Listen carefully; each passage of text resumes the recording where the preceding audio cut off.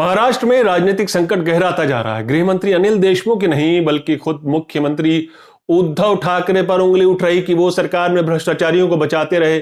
पूर्व मुख्यमंत्री और बीजेपी नेता देवेंद्र फडणवीस का दावा है कि पुलिस महकमे में ट्रांसफर पोस्टिंग में चल रही वसूली का पूरा डिजिटल डेटा उनके पास है, जिसे वो समय आने पर गृह सचिव को सौंपेंगे और जल्दी सौंपेंगे, जिसको लेकर ठाकरे ने अपनी आंखें मूंद ली थी। एक खुलासा परमवीर भी कर चुके हैं, वो जिसने महाराष्ट्र के इस राजनीतिक संकट की नींव रखी। परमवीर सिंह ने तो सुप्रीम कोर्ट में याचिका दायर कर दी कि अनिल देशमुख के खिलाफ भ्रष्टाचार के मामलों की तफ्तीश की जाए। परमवीर सिंह की यह नैतिकता तभी जागती है जब उनका ट्रांसफर कर दिया जाता है।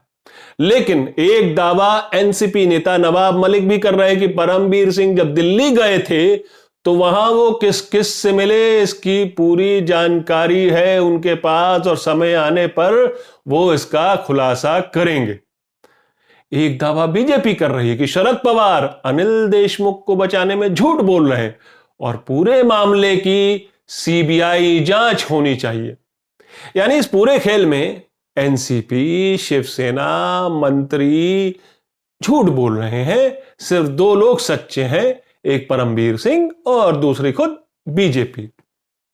लेकिन वो कहते हैं ना कि अगर धुआं उठ रहा है तो कहीं आग भी लगी होगी। आग कैसे और क्यों लगी और किसने लगाई, इसको जानने के लिए कुछ गुत्थियां सुलझानी होंगी, कुछ बारीकियां समझनी होंगी, तब धुएं के पीछे की तस्वीर कुछ कुछ साफ होगी। लेकिन धुएं के पीछे की एक तस्वीर जो बिल्कुल साफ आज भी दिख रही है, वो है इस पूरे खेल में बीजेपी की अभूतपूर्व दिलचस्पी। बीजेपी के इन दावों के पीछे छुपी हुई है उसकी राजनीतिक महत्वाकांक्षाएं, उसका उतावलापन, सत्ता वापस हासिल करने की उसकी लालसा, उसकी ललक। नमस्कार, मैं हूं आपका न्यूज़बाज प्रभात शुंगलू। मेरा आज का सवाल, क्या महाराष्ट्र के राजनीतिक संकट में बीजेपी का भी रोल है? अपने जवाब हां या ना में जरूर दीजिएगा। लेकिन मैं सबसे पहले बताता हूं कि शिवसेना ने अपने मुखपत्र सामना में ताजा संपादकीय में क्या लिखा है। सामना कहता है कि बीजेपी परमवीर सिंह को हथियार बनाकर महाविकास अघाड़ी पर हमला बोल रही। बीजेपी का मकसद है कि महाराष्ट्र की राजनीति में इतनी उथल पुथल पैदा कर दी जाए कि राज्य में राष्ट्रपति शासन लगाया जा सके। दरअसल बीजेपी का मकसद है गठबंधन की सरकार को गिरा देना। मगर सामना अपने चिर परिचित अंदाज में चेतावनी भी देता है कि सरकार गिराने की कोशिश यानी आग को निमंत्रण देना होगा। मैंने आपको कल बताया था कि महाराष्ट्र में जोड़ तोड़ वाले राजनीतिक ड्रामे का एक्ट 1 सीन 1 तो उसी दिन लिखा जा चुका था जिस दिन शिवसेना ने बीजेपी को बाय बाय बोला था, अपने पुराने और महत्वाकांक्षी दोस्त को डंप कर दिया था और पवार और कांग्रेस के साथ मिलकर सरकार बना ली थी। तब से आज तक बीजेपी कोई मौका नहीं गंवा रही इस ठाकरे सरकार को ह्यूमिलिएट करने का, चाहे वो सुशांत सिंह राजपूत का मामला हो, रिया चक्रवर्ती का मामला हो, या फिर यह मौजूदा क्राइसिस जिसमें एक आईपीएस अफसर अपने ही राजनीतिक बॉस यानी एनसीपी नेता अनिल देशमुख के खिलाफ मुख्यमंत्री से लिखित शिकायत करता है और फिर सुप्रीम कोर्ट पहुंच जाता है। यह भी अपने आप में एक अभूतपूर्व मामला है कि सरकार का एक सरकारी अफसर अपनी सरकार के खिलाफ कोर्ट में मोर्चा खोल देता है। समझना पड़ेगा कि आईपीएस अधिकारी क्या इतना बड़ा कदम केवल मॉरल ग्राउंड पर उठाएगा।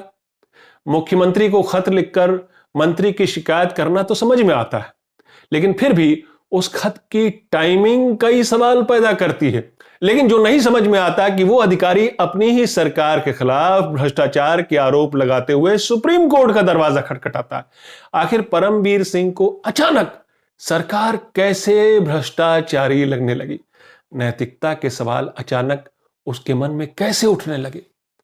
तो क्या जो नवाब मलिक बोल रहे उसमें सच्चाई है? क्या परमवीर सिंह के पीछे वो शक्तियां हैं जो महाविकास अघाड़ी सरकार को गिराना चाहती हैं?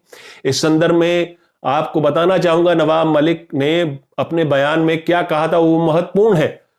और वो कहते हैं कि परमबीर सिंह जब दिल्ली गए थे तो वहां वो किससे किससे मिले, इसकी पूरी जानकारी है उनके पास, और वक्त आने पर वो उसका खुलासा करेंगे। वक्त तो खैर जल्दी आएगा, लेकिन कयास ये लगाए जा रहे हैं कि खासतौर पर नवाब मलिक के इन बयानों के बाद कि इस खेल में परमबीर सिंह अकेले नहीं है। तो फिर परमबीर सिंह के साथ कौन है, कौन है उनके पीछे? उद्धव नहीं है, पवार नहीं है, देशमुख नहीं है, तो फिर कौन कौन है परमबीर सिंह के पीछे? क्या बीजेपी, क्या देवेंद्र फडणवीस, या बीजेपी में से ही कोई जो दिल्ली में बहुत ताकतवर है? यहां पर सामना में लिखी एक और बात आपको बतानी जरूरी है। सामना लिखता है कि सचिन वाजे अंतिला कांड के बाद बीजेपी परमबीर सिंह का इस्तीफा मांगने पर उतारू थी, फिर अचानक परमबीर सिंह बीजेपी की डार्लिंग कैसे हो गए? आज बीजेपी उसे कंधे पर उठाकर नाच रही है, यह परिवर्तन कैसे? तो फडणवीस के पास सारे दस्तावेज हैं कि अनिल देशमुख नागपुर में क्वारंटाइन में नहीं थे, जैसा कि शरद पवार ने दावा किया, बल्कि वो मुंबई में थे, जो कि उस दिन की क्लिप भी अवेलेबल है। वो कोई नई बात नहीं है, वो ऐसी कोई बात नहीं जो छुपी हुई थी, वो सब जानते हैं। शरद पवार को नहीं मालूम था, यह अलग बात है। और 17 फरवरी को, लेकिन जो इंफॉर्मेशन देवेंद्र फडणवीस के पास है और जो अभूतपूर्व इंफॉर्मेशन जो है वो जो निकाल के लाते हैं सरकारी सूत्रों से कि 17 फरवरी को सह्याद्री गेस्ट हाउस गए थे अनिल देशमुख, जबकि ये बताया जा रहा है कि वो क्वारंटाइन में थे, अपने घर में थे, और 24 फरवरी को वो मंत्रालय गए थे।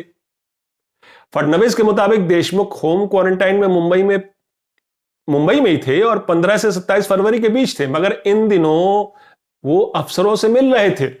आशय यह है फडणवीस की बातों का कि इस बीच वो सचिन वाजे से भी मिलते हैं, और वो 100 करोड़ वाली बात उसी मीटिंग के दौरान निकलती है। फडणवीस ने कहा कि शरद पवार साहब को गलत सूचना दी गई, मगर फडणवीस के पास सारे सबूत, सारी सूचनाएं ऐसे उपलब्ध हैं मानो महाराष्ट्र की राजनीति वो ही हाँक रहे हों। ऐसा है क्या? बहुत मुमकिन है कि शरद पवार को गलत सूचना दी गई, मगर ऐसा कैसे हो सकता है कि सरकार से संबंधित, सरकार के मंत्रियों से संबंधित सभी सूचनाएं सरकार के सहयोगियों के पास नहीं है, मगर सरकार के बाहर बैठे नेता विपक्ष के पास है? उनके पास पूरा 6 GB का डेटा है, वो ट्रांसफर पोस्टिंग मामले में भी, है ना? यही दावा है ना उनका। केंद्रीय मंत्री रविशंकर प्रसाद ने भी दिल्ली में प्रेस कॉन्फ्रेंस में कहा कि मुख्यमंत्री के शासन में ट्रांसफर पोस्टिंग के लिए खुलेआम वसूली हो रही थी, मगर उस पर एक्शन लेने के बजाय उस अफसर रश्मि शुक्ला का ही ट्रांसफर हो जाता है जिसने इस एक्सटॉर्शन का खुलासा किया। बात निकली है और दूर तलक भी गई है। अनिल देशमुख पर लगे इल्जामों की जांच तो होनी चाहिए, दूध का दूध और पानी का पानी होना चाहिए, किसी के झूठ से पर्दाफाश होना ही चाहिए, कौन झूठ बोल रहा है इसका पता लगना ही चाहिए। शिवसेना ने यह माना है कि अनिल देशमुख पर जो करोड़ों रुपए की उगाही के इल्जाम लगे हैं उससे महाराष्ट्र सरकार की इमेज को धक्का लगा है। यानी परमबीर सिंह का वो लेटर बम वाकई कई लोगों को नुकसान पहुंचाने की क्षमता रखता है, क्योंकि महाराष्ट्र में एक तरफ महाविकास अघाड़ी की सरकार है, दूसरी तरफ बीजेपी है, वो बीजेपी जिसकी केंद्र में भी सत्ता है, जहां मोदी प्रधानमंत्री है। तो सोचिए ये खेल किस तरफ बढ़ रहा है। एक तरफ बीजेपी पूरे मामले की केंद्रीय जांच एजेंसी सीबीआई से जांच की मांग कर रही, तो दूसरी तरफ मामला अब सुप्रीम कोर्ट पहुंच चुका है। बात सिर्फ अनिल देशमुख और 100 करोड़ तक ही नहीं है, बल्कि अब तो खुद मुख्यमंत्री पर भी आंच आ गई है। सचिन वाजे और उद्धव ठाकरे के संबंधों पर भी सवाल उठ रहे हैं कि आखिर 15 साल बाद वाजे को कैसे सस्पेंशन से बाहर निकालकर फोर्स में शामिल करवाया गया? क्या उन्हें शिवसेना का भी सदस्य बनवाया गया, जैसा कि बीजेपी क्लेम कर रही है?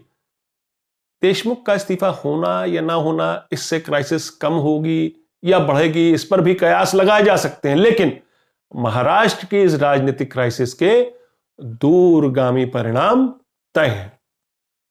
मेरा आज का सवाल मैं फिर दोहराता हूं, क्या महाराष्ट्र के राजनीतिक संकट में बीजेपी का भी रोल है? अपने जवाब हां या ना में जरूर दीजिएगा। तो ये थी आज की न्यूज़बाजी, फिर मिलेंगे एक नई न्यूज़बाजी के साथ। तब तक के लिए नमस्कार।